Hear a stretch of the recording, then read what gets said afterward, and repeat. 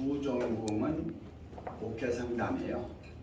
목회 상담이면서 일반 상담하고 이제 전반적인 모든 상담을 하는데 오늘은 아주 기초적인 입장에서 상담적인 내용을 먼저 말씀드리겠습니다. 상담하게 되면 일반적인 이제 교육적인 그러한 면에서 전체적인 면을 쭉 이어오다가 보다 더 효율적으로 하기 위한 목회적인 그러한 면하고 교육적인 면하고를 이렇게 믹사를 했다고 할까요? 그러면서 상담 심리학을 중심으로 해서 이렇게 목회 상담이 되어지는데 목회 상담은 종합적인 상담이라고 말씀을 드릴 수가 있어요. 종합적인 상담인데 모든 생활적인 전반적인 면에서 부부가 서로 연합해서 살게 되기 전에는 남자도 한 사람이고 여자도 한 사람이죠. 그래서 창세기 1장에서 여호와 하나님이 아담을 처음으로 창조하시면서 그 사람에게 처음으로 명하는 것은 선악을 알게 하는 나무는 따먹지 말라. 먹는 날에는 정령 죽으리라 하는 그 말 자체를 어겨서 뱀의 미혹을 받아가지고 이화가 먼저 따먹고 아담에게 줬으니까 그걸 먹고 나서 눈이 밝아졌죠. 눈이 밝아져서 먼저 본 것이 자기들의 벗은 걸 봤다는 것이 아니겠어요? 이제 이 면에서 우리 가정연합에서는 성경적 해석을 상당히 상담 심리학적으로 깊이 들어가서 이 상담 심리학의 본질적인 면은 본능적인 욕구 중심에 대한 면을 이렇게 기본으로 해서 상담을 하잖아요. 그러니까 두 사람이 있는데 일반적인 자연 생활을 하지만 중요한 것은 영생 문제가 대두되게 될 때는 하나님의 뜻에 순종해야 되는데 하나님의 뜻에 순종하지 않았기 때문에 영생을 잃어버린 게 된 것이 이제 에덴 동산에서 타락한 제일 큰 원인으로 보는 것이 지금 현재 일반적인 기독교의 전반적인 면에서 하나님의 명을 어겼다. 그래서 영생을 잃었다 하는 것이 죄의 근원으로 보고 있죠. 그런데 가정연합에서 보는 면에서는 그러한 제1의 원인도 있지만 중요한 것은 제2적인 원인적인 면에서는 그 자체가 기본적인 본성적인 욕구라고 하는 면에서 서로 사랑적인 관계 안에서 일어나는 기본적인 인간관계, 서로 사랑에 대한 그러한 면이 하나님 사랑과 아울러 인간적인 사랑이 함께 일어나야 되는데 그 사랑 자체를 온전하게 이루지 못한 것이 기본적인 것이다. 이렇게 요약해서 말씀을 드리면 두 가지. 하나는 원죄 문제가 영생의 문제하고 하나님과의 관계성에서 문제가 된 면이고, 하나는 사람으로 창조되어서 서로 사랑하는 아름다운 관계가 되어야 되는데 미혹이라고 하는 그런 속에서 와지는 기본적인 성 문제로 인해서 두 사람이 사랑해야 되는데 외부적인 어떤 딴 사람이 사랑을 하면은 남자도 싫어하고 여자도 싫어하는 것이 기본적인 사랑의 원칙이 아니겠어요? 그러한 안에서 뱀이라고 하는 미혹이 들어오기 때문에 제3의 요소로 인해서 두 사람이 사랑이 깨졌다 이렇게 보는 것이 가정 연합에서 보는 편인데, 거기에 대한 것은 우리 윤경환 목사님이 깊게 하나님의 섭리에서부터 구원론에서부터 전체적인 걸 아시니까 들으시면 될 것 같고, 제가 이제 말씀드리는 것은 오늘 이 상담적인 면에서, 목회 상담적인 면에 기본을 두는 것은 어디다 두는 거 아니 원죄에다 둬요. 목회 상담은 영생 문제를 해결해야 된다. 그래서 별소리를 다 해도 지금 죽는다. 여러분들이 한번 생각해 보세요.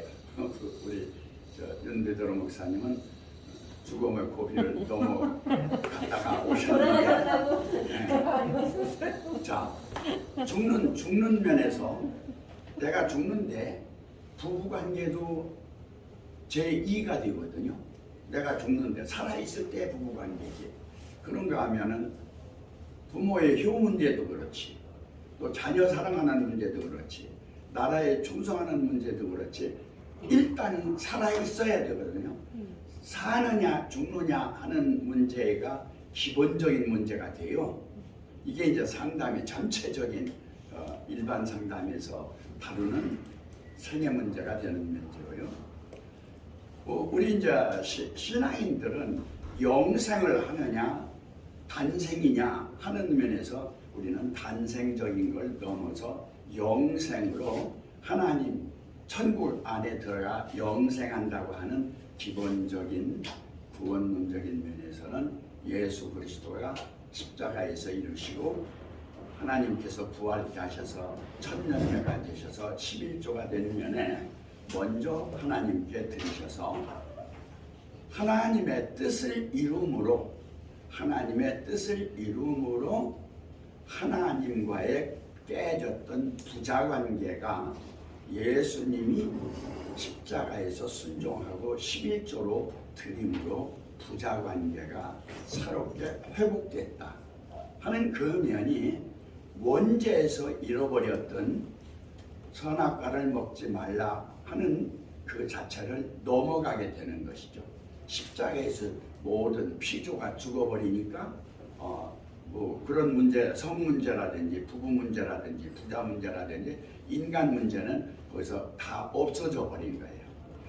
가정연합에서는 이 문제를 조금 더 기독교인들이 이해할 수 있도록 설명을 해주면은 더 많은 호응을 받지 않겠는가 이런 생각을 하면서 저는 들었고요. 그러니까 기본적인 면에서 죽는다. 죽는 마당에서 무슨 부부관계가 있고 부자관계 있고 뭐 아무것도 없어요. 왜냐하면 나라고 하는 존재 자체가 상실되어 버리니까. 이 문제는 많은 종교에서 다뤄지고 있는 면인데, 불교에서도 이제 때다르면 이제 영원히 사는 그러한 면으로, 그래서 인과응보, 수수윤회하는 걸 넘어서 온전히 영원히 있는 면을 말하는 것이 불교의 기본적인 면이고, 선도도 마찬가지예요. 선도도 이렇게 죽는데 신선이 되면 안 죽는다는 것이거든요. 그런 면으로 넘어가는 것이고, 지금 단군적인 상황에서 천부경에서 이야기하는 것도 이 땅에 있는 사람들은 죽었는데 하늘에서 온전히 한웅천왕이 아래를 내려보니까 모든 삶 자체가 불쌍해서 삼천무리를 데리고 내려와서 호족과 웅족 안에서 웅족을 택해가지고 자녀를 낳아서 뜻이 하늘에서 이루어진 것처럼 땅에서 이루어지는 면으로 내려오는 것 자체가 단생적인 면이 아니라 영생적인 면하고 연결되는 그러한 면으로 봐서 종교를 초월해서 온전한 사랑의 관계를 갖는다고 할 때 영원한 사랑의 관계를 우리가 어떻게 가질 거냐 하는 그 자체가 단절이 아니라 관계성이다 하는 면에서 신과의 관계, 모든 영과의 관계, 모든 사람과의 관계, 그런가 하면은 사회와의 관계, 인류와의 관계, 더 나아가서는 자연 생명과의 관계, 자연 환경과의 관계, 이 모든 일반적인 전체적인 관계가 회복되는 것이 기본적인 상담의 기본적인 틀이다. 이렇게 이제 볼 수가 있습니다. 이제 그런 안에서 성경적인 면을 이제 창세기 이제 1장을 중심으로, 이제 2장을 중심으로, 3장을 중심으로 하는 면에서 문제점을 얘기했잖아요. 자, 여러분들이 십자가에서 죽었어요. 그리고 믿어서 구원을 받았어요. 여기는 이제 불교에는 딴 분은 없으니까. 그러면 영생 문제가 해결됐어요, 안 됐어요? 해결됐죠. 해결됐어요. 죽고 사는 걸 원할 필요가 없는 거예요. 잠자나 나 깨는 거나 뭐 죽다 사나 뭐. 그런데 우리는 죽음이 없어요. 근데 영생을 얻었는데도 죽음으로 벌벌 떠는 사람들이 종종 주위에 있더라고요. 그런데 그 사람은 아직 거듭나지 못한 사람이에요. 초보적인 신앙이죠. 그런 사람들한테 상담이 필요해요. 자, 영생을 얻었어요. 그리고 모든 면이 완전하게 됐어요. 그런데 자기만 완전하게 됐다네. 자기만. 그리고 자기만 안 돼. 그러니까 내 말 들으면 모든 것이 다 된다는 거야. 내 말만 들으면 그냥 하늘에서 이룬 것이 땅에서 다 이루어지니까 내 말만 들어라. 나는 영생한 사람이니까. 어떻게 들으면 맞는 것 같아요. 근데 자기는 영생했는지 모르지만 그 사람이 영생하는 것은 그 사람의 문제지 먼저 영생한 그 사람의 문제가 아니다. 다시 말하면 목회상담의 초점은 1대1이에요. 각자 나와 각자 하나님과의 관계지 그 사람이 만든, 그 사람이 깨달은, 그 사람이 알은 그 사람은 그 사람 문제지 그 자체를 받아들이면 자칫 잘못하면 여러분들은 평생 영원한 노예가 될 수가 있어요. 뭐에? 교리의 노예가 되고 진리의 노예가 되고 그런가 하면 그 사람이 말은 이상적인 환상의 노예가 될 수가 있어요. 그 자체를 상담해 주는 것이 목회 상담이다. 이렇게 말씀을 드릴 수가 있습니다. 그래서 목회 상담은 철저하게 한 개인의 온전성과 아울러 개인이 온전할 수가 없잖아요. 하나님의 온전성을 말하라 하게 돼요. 개인의 온전성은 하나님 앞에 온전성 앞에서 일단 부정이 되고 부정이 되어요. 그러면 나는 없고 하나님만 계시게 돼요. 이렇게 되면 하나님 목회 상담에서 말하는 것은 하나님 우상이다. 하나님 우상이다. 하나님 우상에 걸려있는 사람들이 의외로 많아요.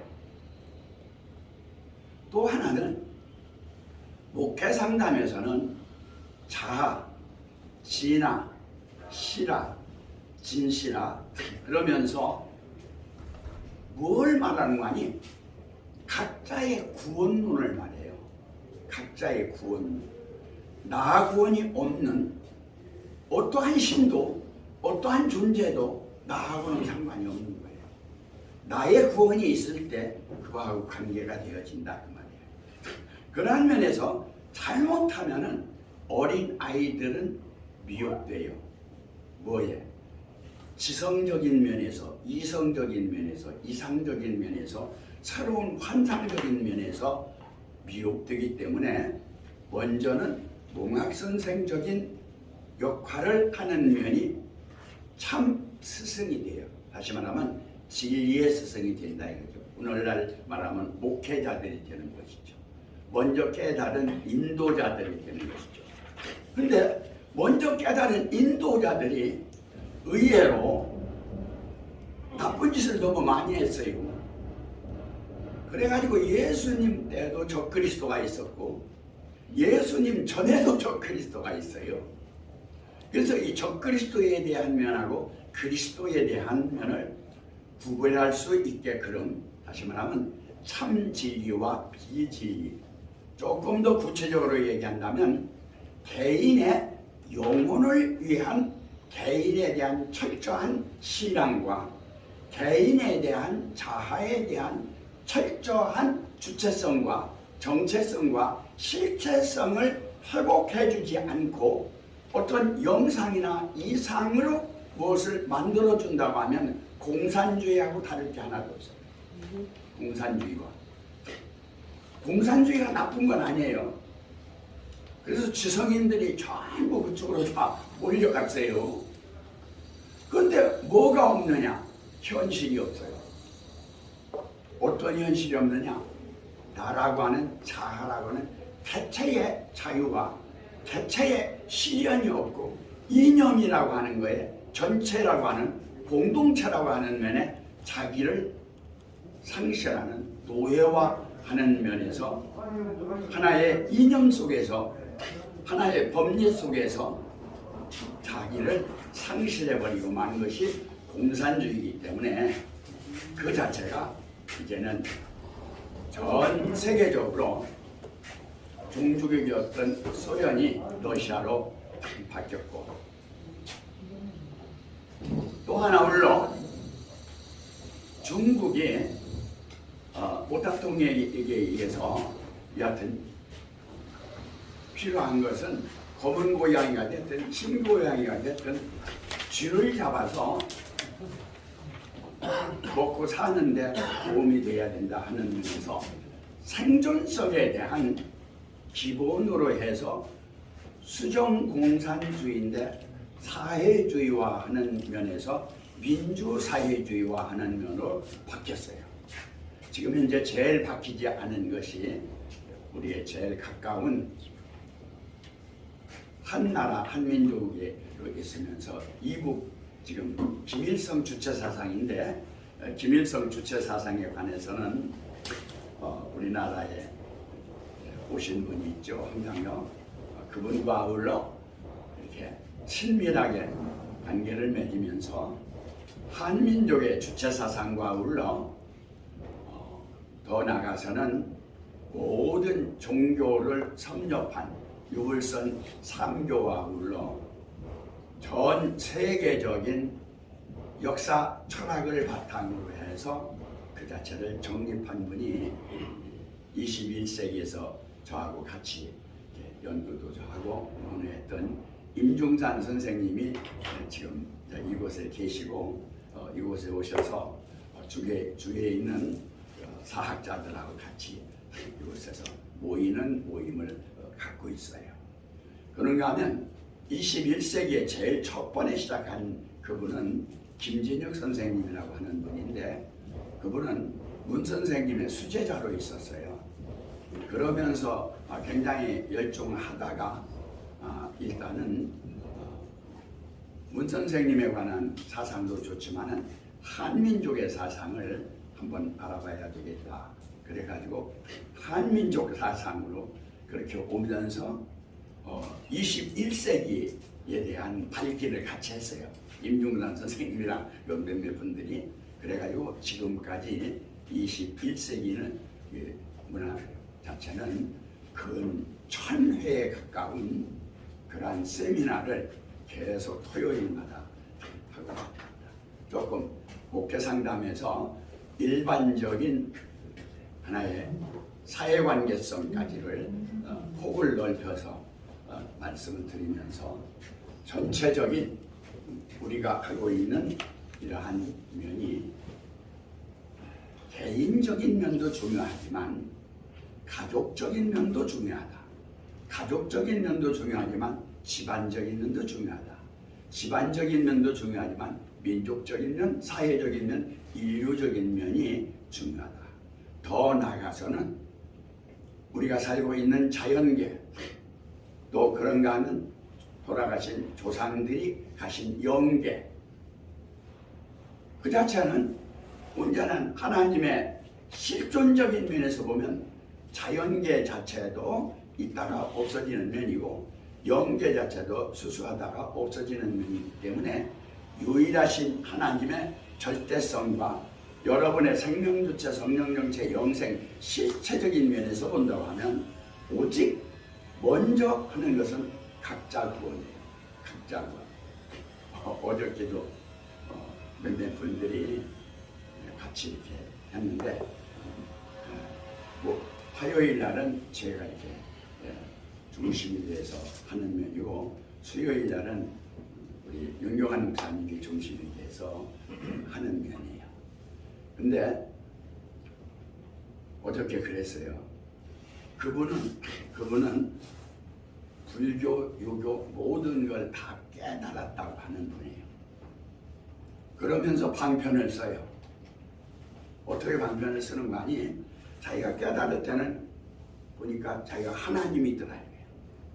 하나님이었는데 지금 보니까 육체적인 면에서 자기가 보니까 죄인 중에 자기는 죄인이다.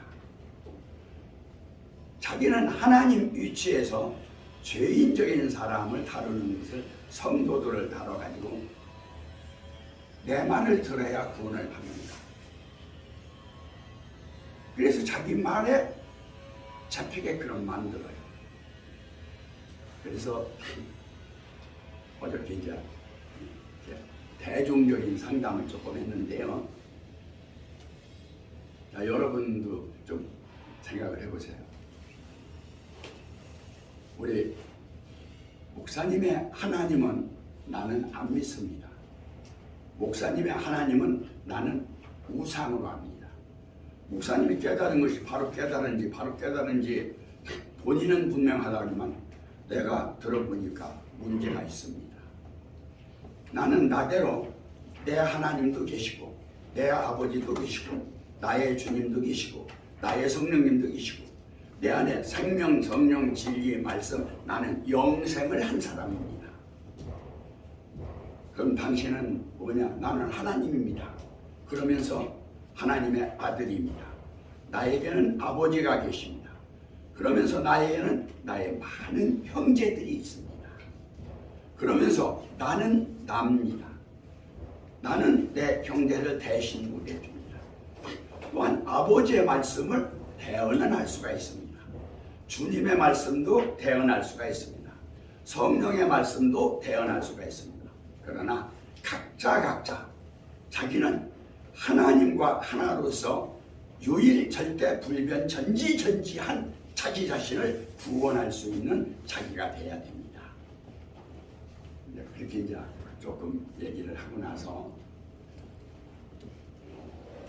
뭐라고 하는 거 아니에요?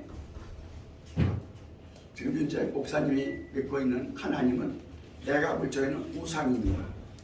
그 하나님은 나는 믿지를 안 합니다. 왜? 그 하나님을 믿다 보면 나는 목사님의 종이 되기 때문에 나는 그 하나님을 안 믿습니다. 그러면서 나는 목사님과 먼저 인간적인, 인격적인 관계를 갖기를 원합니다. 그리고 어떠한 말을 하든 내가 깨달은 나의 하나님, 나의 아버지, 나의 주님, 내 안에 있는 진리를 인정해 주기를 바랍니다.